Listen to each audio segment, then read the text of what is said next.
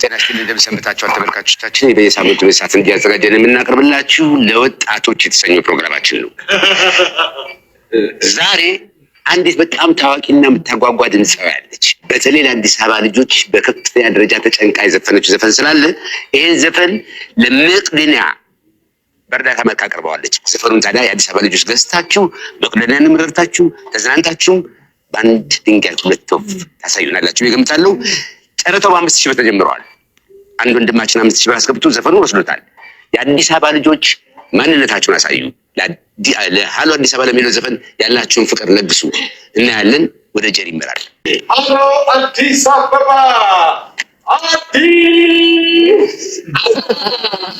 አዲስ አበባ ከድላያችሁ አዲስ አበባ ልጅ ለመጥራት አዲስ አበባ ልጅ ጄሪ አባትስ ማን ተላላፊ ገና አልወጣም። ለጄሪ ሃሎ አዲስ አበባ በመላው ዓለም ለምትገኙ አዲስ አበባ ልጆች ጄሪ ሃሎ አዲስ አበባ ለመቅደኒያ ሰጠችው። ግን እናንተ ለመግዛት የምትፈልጉ አሁን ይሄ ካሴት ሆኗል፣ ሙሉ ካሴት ሆኗል። አዲስ አበባ በጣም ሰፊ ነች እንደምታውቁት።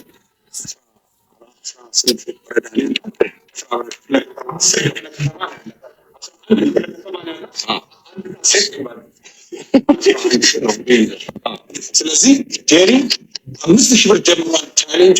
ጄሪ ጀምሪ ስንልሽ ትጀምራለች። እሺ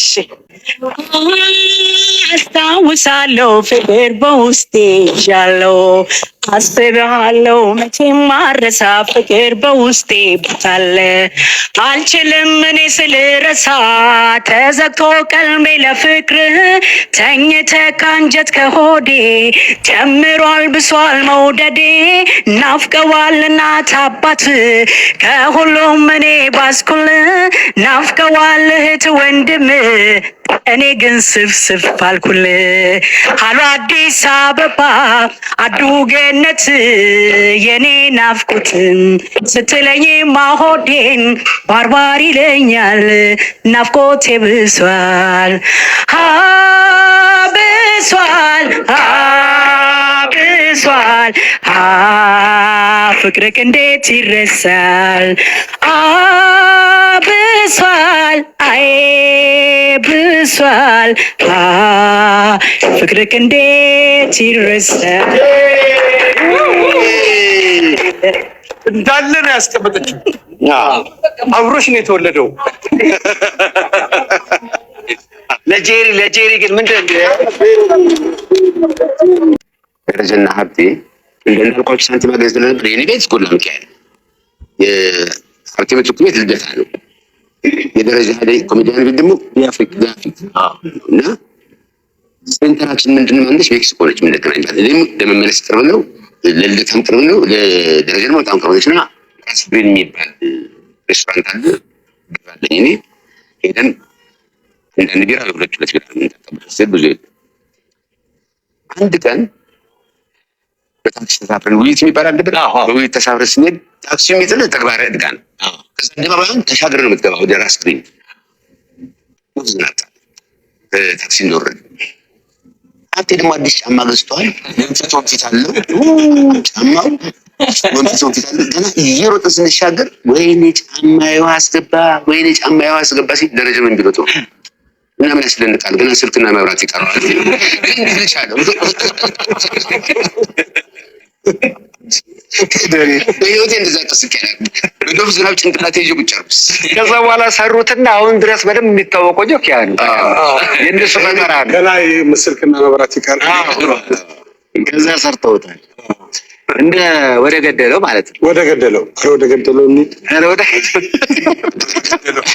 ከዛ እንግዲህ አዳነም ስላለ ጨዋታ ይኖረናል። ምንም ይኖረናል። ነጽማ አለ ስንት ገጠመኝ ነው። ለዚህ ቢነግረን ደስ ይለኛል።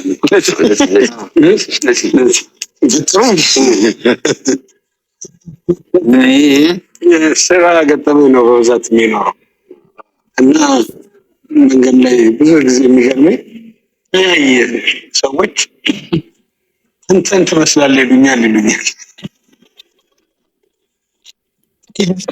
ሰዎች አንተን ትመስላለህ ይሉኛል። እንዴት ነው ነገር እና አንዳንዴ ደግሞ አንተን ይመስላሉ ምናምን የሚል ሰው አለ እና ወንድሜን ካልመሰለ እንዴት ወንድሜን መምሰል አለበት አንድ ሰው እና አዎ በጣም ልቁጭ ነው የምለው። እና የሚገርመኝ እሱ ነው።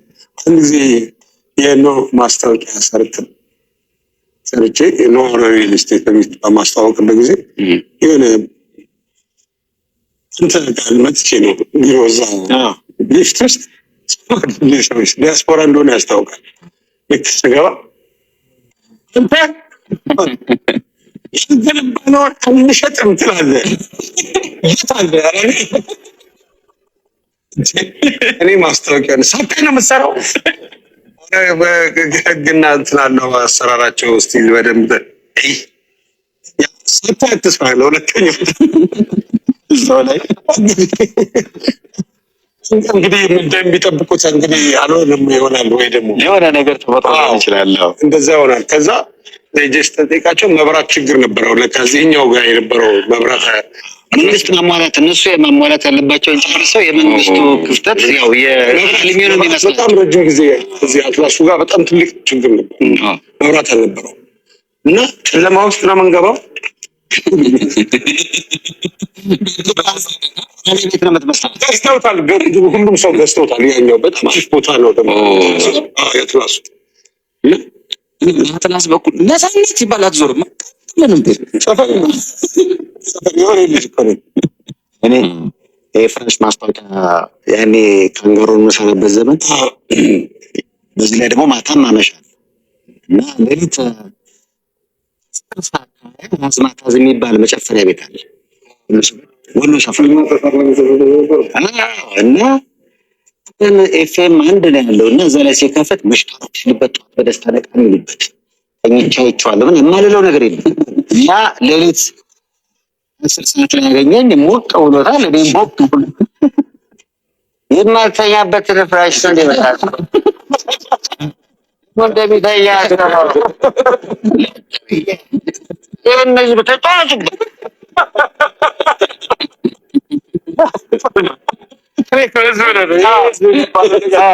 ተጫዋቹበት ህዝቡን አስተኝተሽ አንቺ እዚህ ስማ እንደ እንትን ማለት ነው። ህዝቡን አስተኝተህ አንተ እዚህ ቅዳለት እኔም ጭርስ እያሉ የሚመስለው እሱ በቃ ያን ካስተዋወቅ ተኝተህ እዛው ብዙ ፍራሽ ያለ ነው። ግድግዳ ፍራሽ ነው፣ ሰማይ ፍራሽ ነው። ብትዳበስ ፍራሽ ትመስለዋል። የፍራሽ ነገር ጌሪም እንዴ ጌሪ ብዙ ሀገር ይልሻል። ለማይኩን ያጅና ቆይ ምን አልከኝ? ነት ትጠራለህ ነው ትሄዳለህ? ብዙ ገጠመኞች አሉ። እዚህ መጥቶ ሰው ታውቃለህ? አንድ ሰው ነው የሰራው ልጁ እና ቁጭ ብሎ እያየ ታዳሚ ነው ተደስቶ ማለት ነው። ሰርቶ ሲወጣ አስጠየቁ። እንዲህ በጣም ወደው ሰው ነው። በጣም ወደው ታውቃለህ? በጣም ሰው ቆሟል።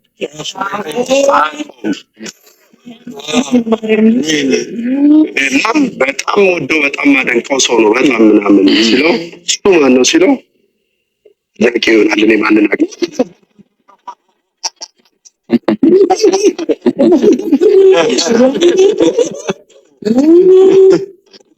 እኛ ግን ባለፈውም ስናወራት ነበር ቲቪ ላይ ዜና ስታነብ ምንም ያው እዚህ ኮሚኒኬት ታደርጋለህ ከጀርባ ካሉት ጋር አንዳንድ ዳይሬክተሮች ደጋግመው ነው የሚሉክ እና አንድ ጓደኛችንን እዚህ ላይ አድርጓል። ኤርፒሱን ስታንድ ባይ ይለዋል። ልጁ ሬዲ ሆኗል። ኦልሬዲ ስታንድ ባይ የቀረን 30 ሰከንድ ነው። ስታንድ ባይ ደጋገመበት ጆሮ ላይ ስታንድ ባይ ቴክ ሲለው ስታንድ ባይ